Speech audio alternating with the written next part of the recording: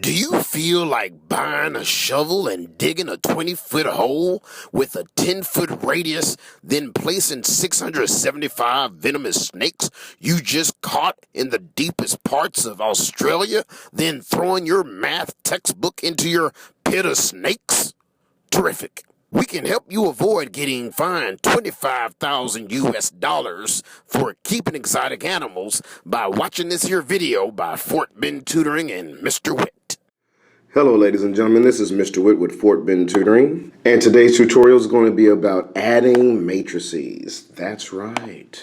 And your initial focus for finding the sum of matrices is to make sure that your matrices have the exact same dimensions. And by dimensions, I mean that the rows and the columns of your matrices are identical. That's right, we need them to be the same in order to add matrices or subtract matrices for that matter. So in problem number 1, I have two matrices that are adding together, and the first matrix has two rows, that is your horizontal entries, and two columns, those are your vertical entries. The same thing can be said about the second matrix. This also has two rows, you have two horizontal entries, and you have two columns, you have two vertical entries. So because the dimensions of these two matrices are the same, we can add them.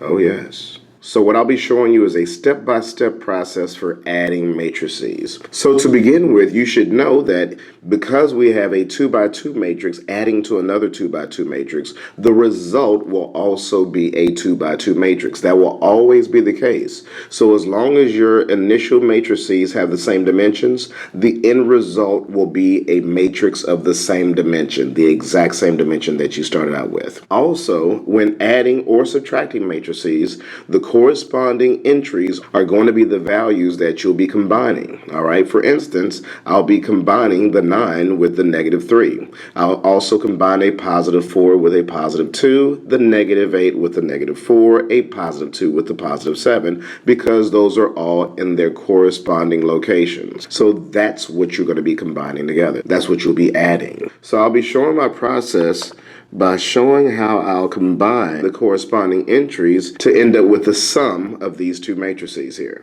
So I'll begin by showing that I'll be combining the quantity of 9 and -3 for this entry here. This will give me my final result for the entry in the first row and in the first column. Looking at the entries in the first row and in the second column, I'll be combining 4 plus 2. All right, just like that. And in the second row, in the first column, I'll combine a -8 with a -4. All right. Then, looking at the second row in the second column, I'll be combining 2 and 7 together. All right, so this is my setup right here. That's right. And now we'll be combining these values together. And so, for instance, for our entry in the first row in the first column, I have 9 plus -3, and that's going to give me a +6. Then, looking at the first row's second column, I have 4 plus 2, which is also 6. Then, looking at the second row in the first column, we have -8 and -4, and that combines to give us -12. And finally, we have 2 plus 7, which is 9. And this, ladies and gentlemen, is our answer for problem number 1. Notice that your matrix, the dimension of it, is a 2x2 matrix. That's right, 2 rows and 2 columns. Done. And now, I'm going to red box it. That's right, red boxing it, because that's the answer. All right, and that's problem number 1. Let's move on to problem number 2. All right, so for problem number 2, we have the following two matrices. So remember, we want to ensure that we're dealing with the same dimensions in order to guarantee that we'll be able to find the sum of the matrices. So in my first matrix, I have 2 rows. I also have 3 columns here. And for the second matrix, I have the same thing. It's 2 rows and 3 columns. All right, so we're good to go here. So all I have to do now is combine these values in their respective places. The corresponding values are going to be the values that will be adding together here. All right, so I'm going to show that step.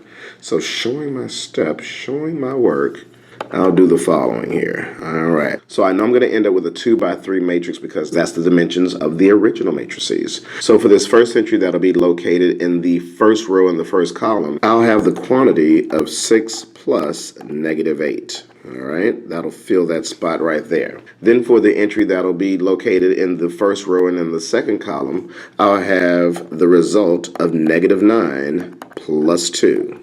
And then for my entry that's going to be located in the first row and in the third column, I'll have 2 plus 5. Yeah, just like that. All right. So that takes care of the first row. In the second row, looking at the first column, I'll have the result of 4 plus 6 combining together for that entry. Next, looking at the second row, second column, we'll have the quantity of 1 plus negative 3. That's going to be the result that goes there. Then for the second row and the third column, we'll have the result of 3 plus 4. All right. There you have it. And this is my setup for finding the sum for the matrices in problem number 2. All right, so let's go ahead and find out what this result will be. We know we'll end up with a 2 by 3 here, and the sum of 6 and negative 8 will be negative 2. The sum of negative 9 and positive 2 is going to be negative 7. We have 2 plus 5, which is 7. And in my second row, we have 4 plus 6, which is 10. We have 1 and negative 3. That combines to give me negative 2. And 3 plus 4, yeah, it's 7. Yeah, it's 7. It's 7, okay? So this is the answer for problem number 2.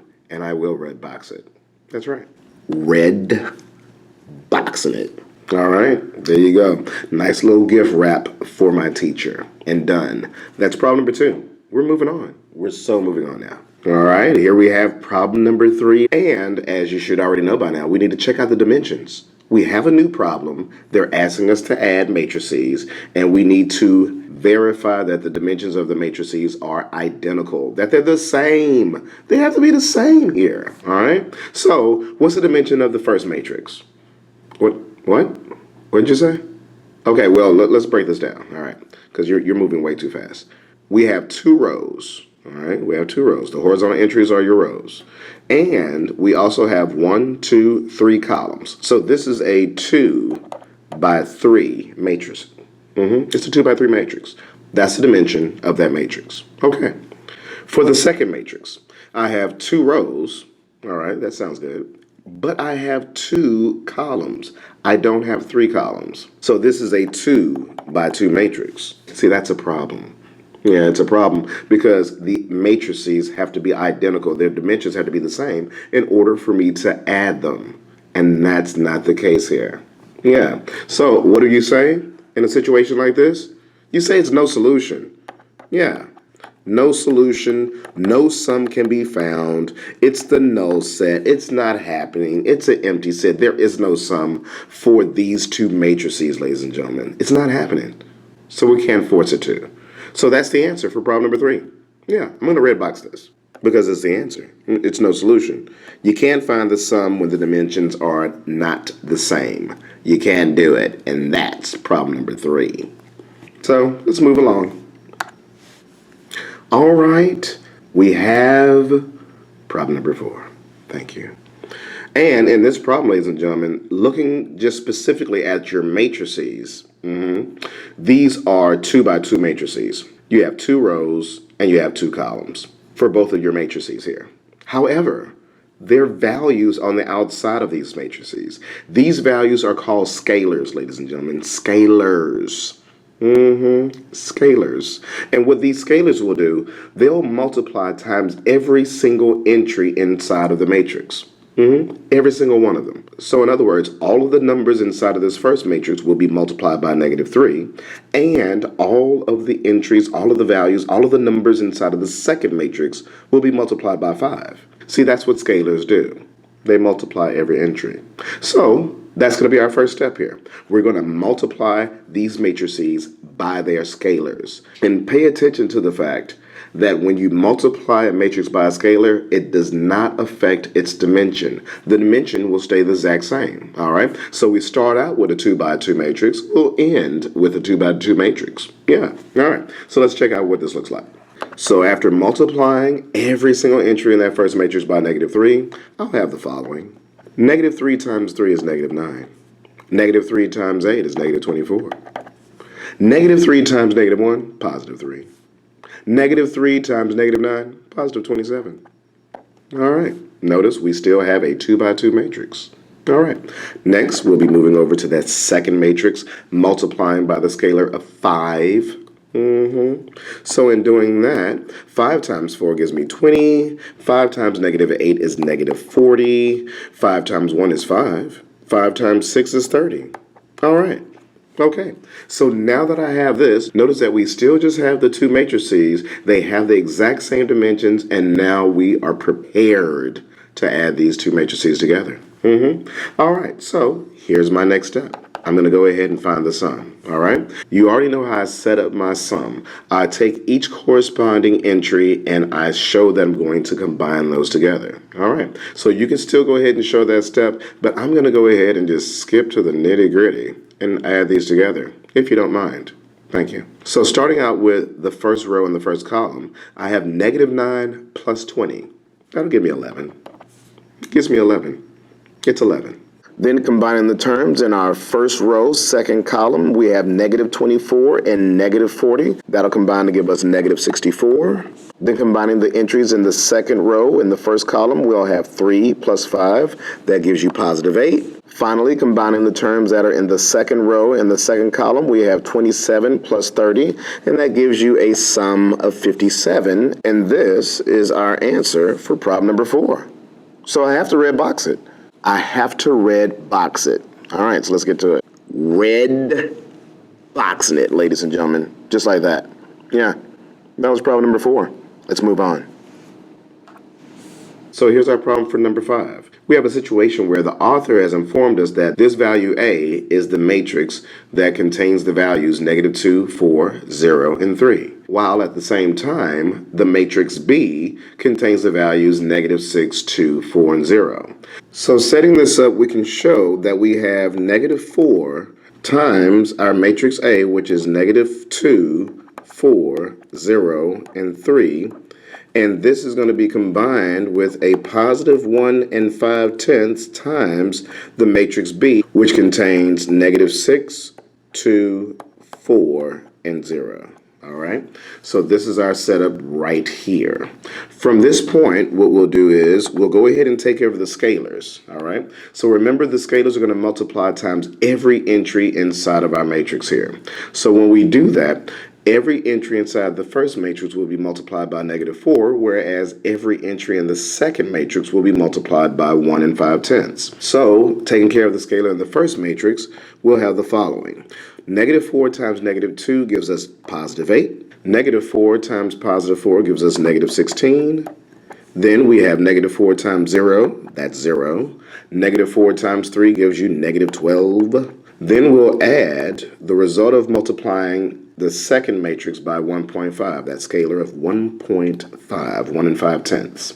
So here, 1 and 5/10 times negative 6 is going to give me negative 9. Then I have 1 and 5/10 times 2, that gives me 3. 1 and 5/10 times 4 is 6. And then 1 and 5/10 times 0 gives me 0. So we'll next take these two matrices and add them together. So now that we'll be adding these two matrices together, we'll continue by taking each of the corresponding values, the corresponding entries, and combining them together. So, for instance, in the first row and in the first column, I'll be adding 8 and negative 9. So 8 and negative 9 combine to give me negative 1.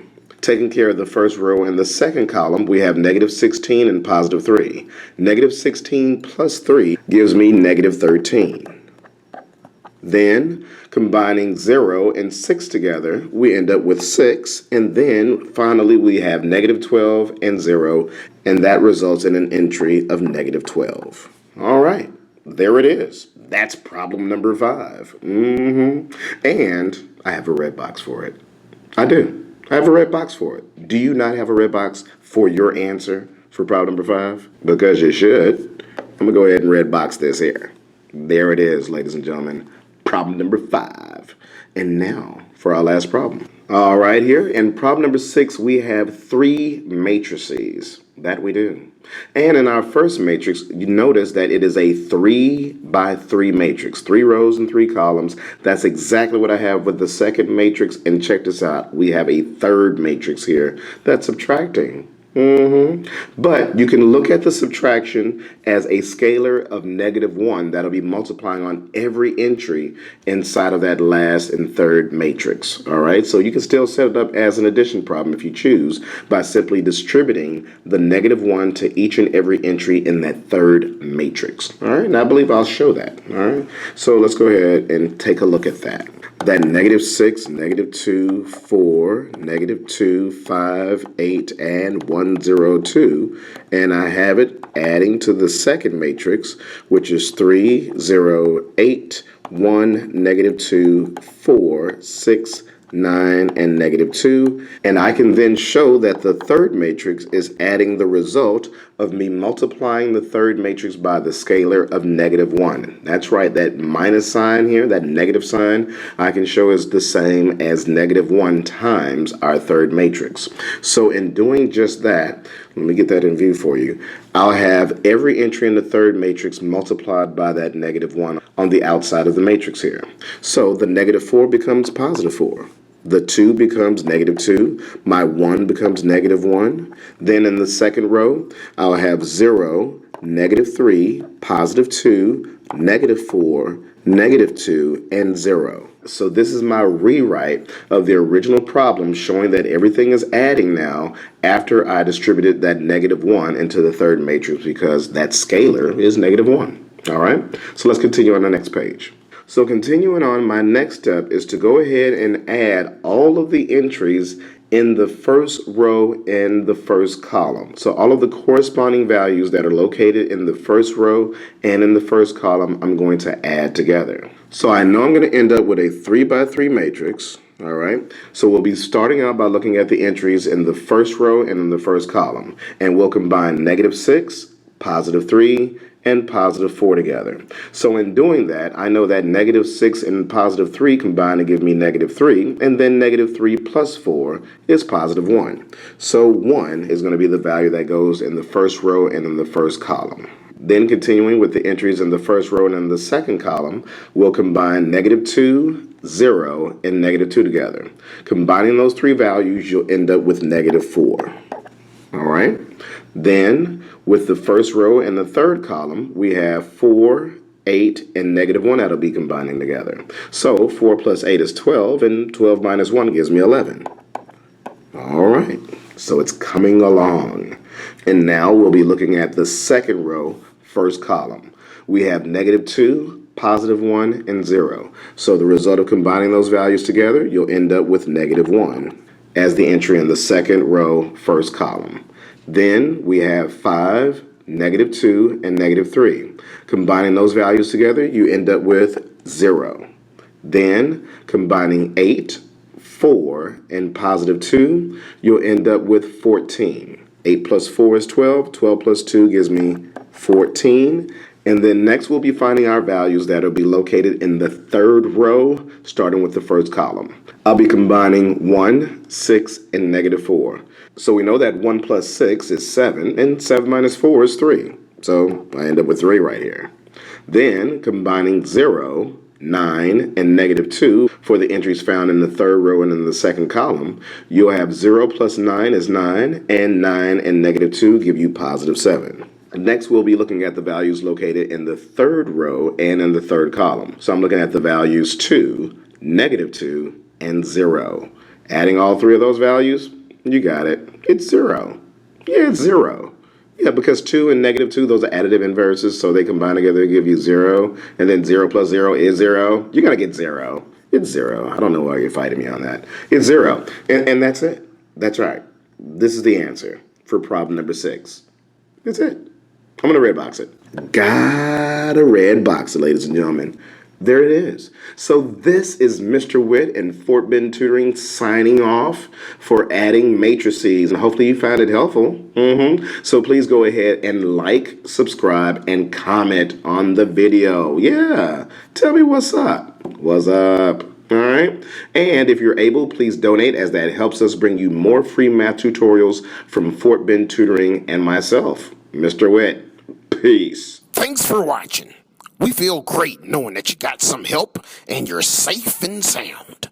Now, if you'd be so kind as to like this video, subscribe to our YouTube channel, Fort Bend Tutoring, and like us on Facebook, we'd be much obliged.